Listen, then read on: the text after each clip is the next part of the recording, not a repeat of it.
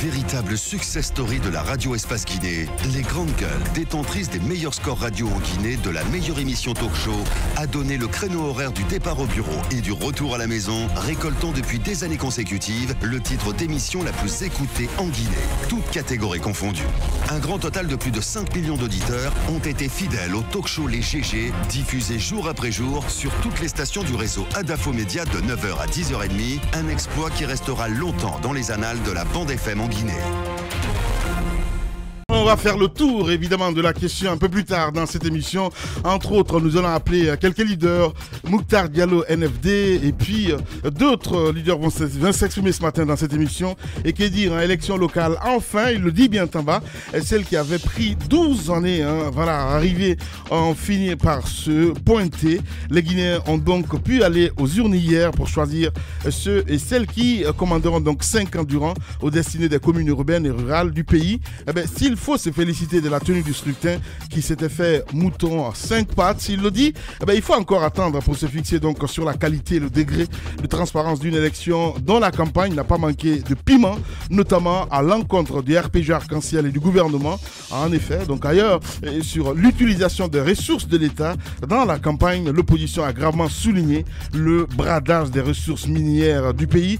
Qui répond l'État aux accusations du chef de file de l'opposition? Quel regard portant à la mouvance sur le déroulement des opérations de vote de ce dimanche? Toutes ces questions posées ce matin, Monsieur Kassori Fofana, ministre d'État chargé des investissements et des partenariats publics-privés, président du GPT, il est notre invité ce matin, mesdames et messieurs. Puis d'autres sujets viendront s'ajouter à tout ceci. On va essayer de faire lecture de quelques messages. Le temps pour l'invité de s'installer sur ce plateau. Vous êtes très nombreux à nous envoyer des messages ce matin. On va essayer de partir Mamoudou Kondé avec quelques messages via le 657 39 13 13. On a Téli Baldé qui nous écrit du côté de Bonfi: les politiques, ce sont des grands menteurs. Moi, je n'ai pas confiance à ces gens. Donc c'est Téli Diallo qui nous envoie ce message. Nous restons dans le sillage avec cet autre qui réagit sur le 657 39 13 13. L'homme de la vérité: bonjour les grandes gueules. La Guinée existait avant et pendant les élections. Il faut qu'elle existe encore après ces élections. Vive la paix et l'unité. Donc c'est un auditeur qui nous envoie ce message du côté de Bambeto. On reste dans le sillage avec David Camara qui nous écrit sur le 657 39 13 13. Bonjour les grandes gueules. Bonjour Lamine, c'est David Camara depuis Bessia Port 2. Nous vous remercions infiniment pour tout ce que vous faites pour cette population qui a connu de la souffrance qu'elle ne mérite pas du tout. Lamine, je voudrais attirer votre attention sur un sujet dont vous parlez peu mais qui fatigue aujourd'hui énormément la population guinéenne. C'est l'augmentation fantaisiste du prix du loyer par des concessionnaires. Je demande l'implication de l'État et surtout du ministre Kassori Fofana. Voilà. On reste dans le sillage avec ces derniers messages et puis derrière on va continuer l'émission. Allez, lui, bonjour les grandes gueules. Le vote, c'est un devoir citoyen. Alors, carton rouge à Roby et Antoine, ils n'ont pas accompli leur devoir. Par conséquent, vous n'avez plus le droit de critiquer le résultat qui sortira. Bravo à Mafoudi Abangura, Mamadou Safa Diallo, depuis la carrière, qui nous a envoyé ce message. Très nombreux ce matin, les réactions évidemment des auditeurs via le 657 39 13 13. On va y aller avec tout de suite l'invité qui est déjà dans ce studio, qui n'est autre que Dr Ibrahima Kassori Fofana, que nous allons interviewer dans un instant. Les grandes gueules. Tout sur les dessous de l'actu. Ici, l'actu rime avec liberté de ton sur Radio Espace.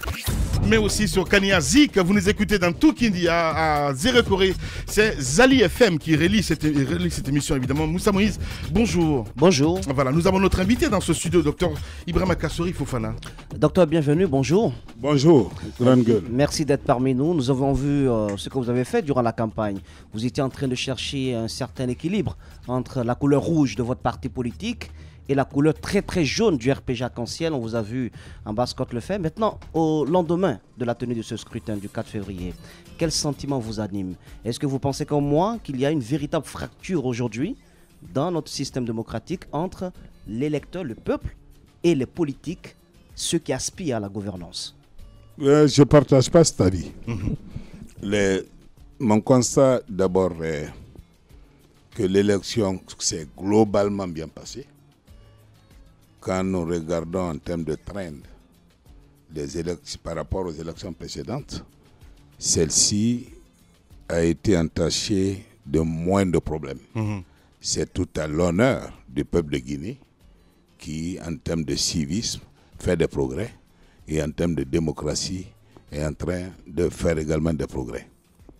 Donc pour vous... mais justement, monsieur le ministre, vous nous tendez la perche lorsque vous dites que l'élection s'est bien passée. Entre le grand taux d'abstention, les gens ne sont pas allés voter et donc probablement moins de problèmes. Et l'organisation même, avec tous les couacs qui ont été observés dans certains bureaux de vote, beaucoup de problèmes. Lorsque vous regardez dans les médias, toutes les nouvelles sont quasiment au rouge, etc. Est-ce que, selon vous, on a vraiment le sentiment que c'est comme ça que cette élection devait se passer? D'abord, écoutez, la Guinée ne fait pas une exception. En général, les élections locales suscitent moins d'enthousiasme que les élections législatives et ou présidentielles. Ça, c'est partout ailleurs dans le monde. C'est le cas. Nous ne faisons pas une exception à cela. C'est vrai qu'il ne faut pas s'en féliciter pour dire le taux d'abstention est élevé, c'est bon. Non, c'est pas ce que je vais dire. Je veux dire en termes de manière globale, les gens sont très peu regardants des scrutins électoraux locaux. Mais il faut se féliciter que le pays, malgré, écoutez, c'est comparer ces élections aux précédentes. Et comparer les précédentes, c'est-à-dire les présidentielles aux élections de 2010. Vous constaterez que même en termes d'organisation, il faut reconnaître que malgré les faiblesses, la CENI a fait des progrès notables. Combien de nos concitoyens ont voulu voter, n'ont pas pu le faire parce qu'ils n'ont pas eu leur carte? Très peu cette année par rapport aux précédentes. C'est de cela que je parle en termes de progrès. Bien, donc pour vous, il n'y a pas eu de désamour en fait. Comment? Désamour entre la population, je veux dire les électeurs, et vous, les politiques. Écoutez, c'est... En toute sincérité. Encore une fois, Ouais. quand je prends mon camp, c'est-à-dire l'alliance RPG avec ses alliés dans le GPT, il y a des stratégies de campagne ont connu des faiblesses qui n'ont pas permis certainement de mobiliser l'électorat. Des stratégies de campagne? Des stratégies de campagne, c'est clair. Nous en payons le prix en termes de parti. Pour parler de moi-même, de ma propre personne, je me suis impliqué dans la campagne les derniers jours.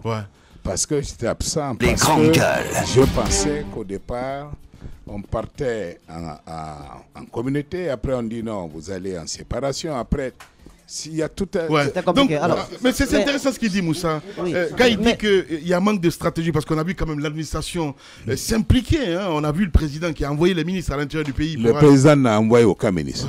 Aucun ministre ne vous dira qu'il est parti en campagne à la demande du président. C'est pas vrai. Mais non. Mais attendez. Mais non. Les ministres ne sont pas des citoyens. Ce sont les citoyens. On n'a pas dit mais c'est politique, monsieur le ministre. Attendez quand même. Oui, les ministres peuvent battre campagne, mais il ne faudrait pas que ça se fasse avec les moyens de l'État, avec le patrimoine qui appartient donc à tous les Guinéens. Écoutez, moi je sais par exemple, quand je suis rentré dans la campagne, on m'a dit attention, tu ne peux pas utiliser la voiture officielle. Je ne l'ai pas utilisée. Bon. Voilà. C'est pas vérifiable pour tout le monde. Mais Dr Kassouri, moi je voudrais qu'on parle du déroulement même de ces élections. Je ne suis pas d'accord avec vous que ce soit globalement bien passé. Je vais vous signaler quelques points parce que hier, nous étions sur le terrain. À l'intérieur du pays, nous avions également des représentants. Du côté de Kankan, le candidat quand même, ce qu'on n'a pas vécu par le passé, c'est que des candidats ne se faisaient pas agresser. Le candidat de Kankan s'est fait quand même agresser. Du côté du centre Frédéric Mayor Kaloum, le représentant de la candidate Kaloum Yigi Aminata Touré, il s'est fait vider de la salle. Ici à Echaba, du côté de Yimbaya, on a sorti tout le monde de la grande cour. Il y avait 22 bureaux de vote pour faire entrer des camions. On ne sait pas il y avait quoi à l'intérieur. Ça, c'est pas des choses qu'on me raconte. Et également, ajouter à tout cela, du côté de Macenta, dans Bagné, je ne sais pas si je prononce bien, il y aura pas de, on va pas comptabiliser les votes là-bas. Vous savez pourquoi? Parce que le juge qui a été amené là-bas, Charles, il s'est fait, selon ses propres propos, il s'est fait agresser, pris au collet par le préfet. qui est venu, qui est entré dans la salle. Le juge donc a décidé de ne pas comptabiliser les votes. Donc il y a une sorte de violence auquel on a assisté. En Haute-Guinée, en Moyenne-Guinée également, le RPG se plaint de tout le vacarme qui a été créé autour de certains bureaux de vote pour empêcher notamment aux représentants du RPG de rester dans la salle. Donc de part et d'autre, le voleur, le supposé voleur crie au voleur. Celui qui semble être la victime lui-même crie au voleur, on n'y comprend absolument rien du tout. C'est cela la démocratie, l'apprentissage de la démocratie. Mais je veux simplement constater, n'allons pas dans la négation absolue. Il y a progrès.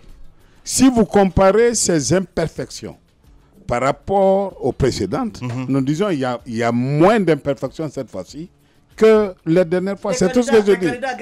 Des candidats agressés. Mais on a connu ça, vous avez suivi en 2010. Vous banalisez là? Non, je ne banalise pas, je constate. Ouais. Je constate. Et maintenant, si le but est de dire cela affecte la sincérité des résultats, je vous dirais, calmez down, attendons que les différents partis, les différents candidats présentent leurs revendications.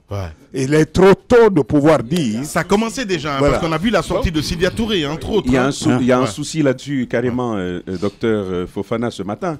Moussa Moïse est en train de présenter des faits. Avant lui, d'autres faits ont été présentés ici, dans ce studio. Avant même que j'entre pour m'installer ici, on me racontait le cas d'un président de bureau de vote qui a vu, son procès verbal totalement déchiré.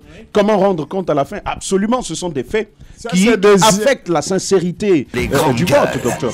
Oui, je ne dis pas non. Encore une fois, c'est des excès en apprentissage démocratique qu'on peut constater. Alors, justement, c'est un souci quand vous vous inscrivez dans cette logique, parce que quand on sait qu'au sortir de chaque échéance électorale, il y a quand même des recommandations. Et d'année en année, on a l'impression qu'on ne tient pas compte de ces recommandations et que c'est de mal en pis, parce que hier, ce qu'on a constaté... C'est pas de mal en pis, c'est pas vrai. Je suis en train... L'honnêteté intellectuelle devrait nous amener à constater que par rapport aux précédentes élections, il y a un léger mieux cette fois-ci.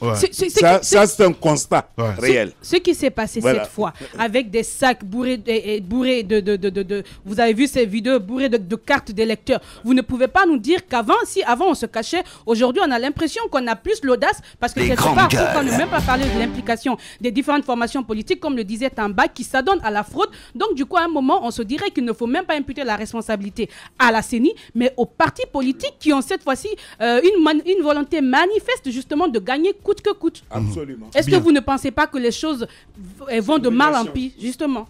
Écoutez, encore une fois, peut-être que les faiblesses, la correction des faiblesses à la CENI ont amené les partis politiques à aiguiser leur méthode, leur approche de tricherie, en se rabattant sur autre chose. Ça, c'est possible. Ok? Je ne suis pas en train de dédouaner le processus en disant c'est parfait. C'est pas ça mon langage. Mais je dis, on peut dire aujourd'hui qu'on a un appareil électoral qui fonctionne mieux que par le passé. Parce que les cartes dont vous parlez là, je vais vous dire, il s'agit des cartes d'électeurs non distribuées parce que les propriétaires ne sont pas venus retirer. Alors, si vous tombez sur des chefs de quartier malhonnêtes qui prennent ces cartes pour trafiquer avec les différents partis candidats, c'est possible. Alors, on ne peut pas reposer sur ça pour dire que le système n'a pas fonctionné.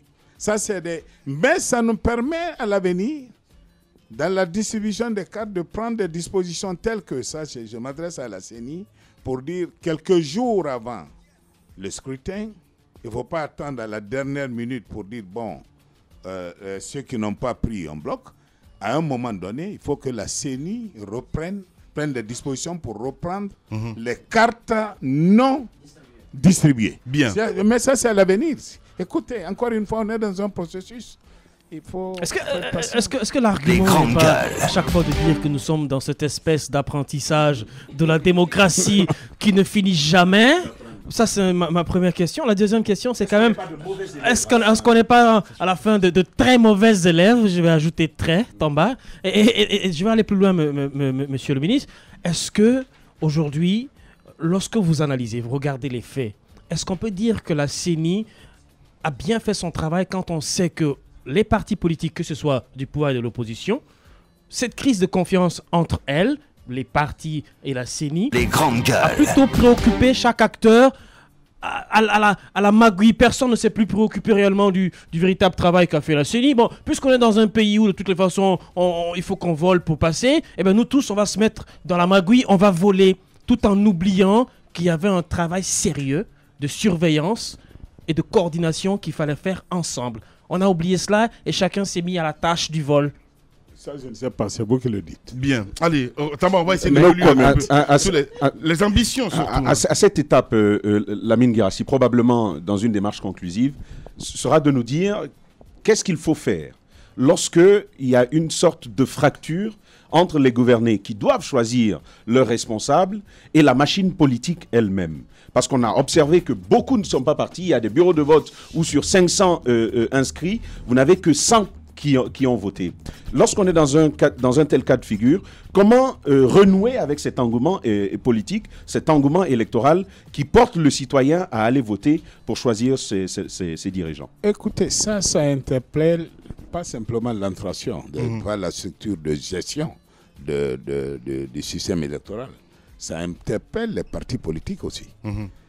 Comment amener nos militants à aller retirer leur carte, à participer. Ça, c'est pas administratif, hein. C'est plus profond que ça. Ouais, vous avez parlé d'éducation. C'est l'éducation. C'est peut-être qu'on n'a pas fait assez. Ouais. Je vous ai donné mon propre exemple. Je n'ai pas été très présent auprès de mes militants. On vous a mis à Cancan récemment quand même. Hein. Oui, je rends hommage aux habitants de Cancan, aux citoyens de Cancan qui m'ont réservé une très bonne réception dans un esprit absolument civique. J'apprécie cela. Voilà. Allez, on va essayer d'évoluer un petit peu, Moussa, avec d'autres questions. Alors, d'autres questions, moi, c'est vraiment deux questions. La première, est-ce que vous pensez que l'objectif que le peuple de Guinée recherche à travers donc ces élections communales sera atteint? Un rééquilibrage quand même du pouvoir. Est-ce que ce ne serait pas faire faux pas que de créer une sorte de concentration, et cette fois-ci à la base du pouvoir, avec un cordon ombilical assez rigide avec le pouvoir central? Les grandes gueules. Si les choses telles que ça se passe se confirment, parce que tout ce qu'on entend, c'est que la marée jaune a tout remporté, presque, à Conakry. Deuxième question, il y a aussi des cas de corruption qui ont été brandis ça et là par vos opposants lorsqu'ils étaient en campagne. Selou Dalein Diallo en a parlé, notamment il a parlé du secteur des mines. Il a bien expliqué aux gens que le régime Condé veut extraire de notre sol 70 millions de tonnes de bauxite en détruisant l'environnement. Ça a été quand même le message passé auprès des populations. C'est votre domaine. Hein, c'est votre domaine. En le disant, est-ce que quelque part, c'est l'eau que vous connaissez très bien, il n'y a pas de part de raison dans ces propos? Bon, je vous dirais que ce que Selou a dit est politiquement correct, mais techniquement biaisé. Politiquement correct parce que un opposant ne peut pas... C'est basé sur les faits quand même. Non, attendez, c'est pas vrai. C'est pas vrai parce qu'on compare des choses qui ne sont pas comparables. J'ai dit politiquement correct, son rôle d'opposant est de dire, de dénoncer, de jeter le pauvre au gouvernement. Ça, c'est son rôle, je respecte cela. Techniquement biaisé parce que ce qu'il dit, ça n'a pas de sens. Ça n'a aucun sens technique, pour deux raisons. La première, vous comparez quand il dit les taxes qu'on paye aujourd'hui par rapport aux 2,5 points ou 3 dollars que SMB paye aujourd'hui à l'État est moins que ce que la CBG a toujours payé 11 dollars. C'est pas vrai. Il a pris la comparaison. Comparaison n'est pas raison. La taxe, il a pris juste la royalty stricte de les taxes que l'État peut tirer sur l'exportation de la bauxite.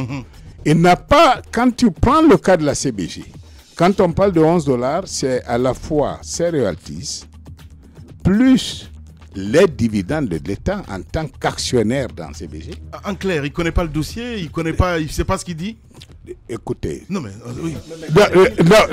Il a été mal briefé, ou il a voulu être dans le politiquement correct, comme je l'ai dit tantôt. Mais sinon, c'est clair, tu ne peux pas comparer. Parce que si tu dois, quand tu prends le prix de vente de la bauxite, enfin, sortie de la Guinée, qui sort de la Guinée, tu as cette taxe qui avoisine à peu près 3 $. Tu as en plus les coûts opérationnels qui font 3 autres $. Après, tu as, etc., etc. Le coût de transport et tout ça. Ce que lui, il a pris, c'est juste la taxe qu'on paye à l'État. Et l'État n'est pas actionnaire dans SMB pour le moment. L'État est actionnaire à hauteur de 10%, mais comme toute convention, les premières années, il n'y a pas de rétribution, de distribution de dividendes. Donc, en termes de dividendes, l'État ne tire rien. Bien. Pour le moment. C'est pour ça que je dis que c'est techniquement biaisé. Voilà. Alors, il faut faire attention à ces analyses-là. Maintenant, attendez. Attendez, laissez-moi finir. Quand on dit 70 millions de tonnes, mais on doit dire bravo à Alpha Condé, au gouvernement, de vouloir aller à ce stade-là. Bravo, parce que ce dont on a souffert est de dire nous avons ces milliards et milliards de bauxite et le rythme d'exploitation est très lent pour permettre à la Guinée de tirer les revenus pour financer son développement. Donc oui. Si nous avons réussi à sortir, je parle de l'administration Alpha, de la gestion Alpha, à permettre à la Guinée de passer de 15 millions de tonnes par an depuis 50 ans à aujourd'hui 40-50 et de prétendre à 70, on dit bravo. Et deuxième chose, c'est pas vrai que de prétendre, c'est juste la bauxite brute. Allez tendre votre micro à la SMB. Ils ont un projet. Moussa les interviews. Ils ont un projet. La Guinée va à l'alumine, y compris les chemins de fer pour un investissement de 2 milliards. Voilà. J'ai jamais vu en Guinée. C'est des contradictions à apporter, monsieur le ministre, dans un instant.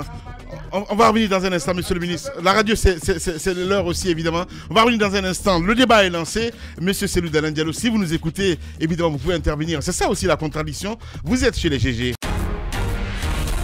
Véritable success story de la radio Espace Guinée, les grandes gueules, détentrices des meilleurs scores radio en Guinée, de la meilleure émission talk show, a donné le créneau horaire du départ au bureau et du retour à la maison, récoltant depuis des années consécutives le titre d'émission la plus écoutée en Guinée, toutes catégories confondues.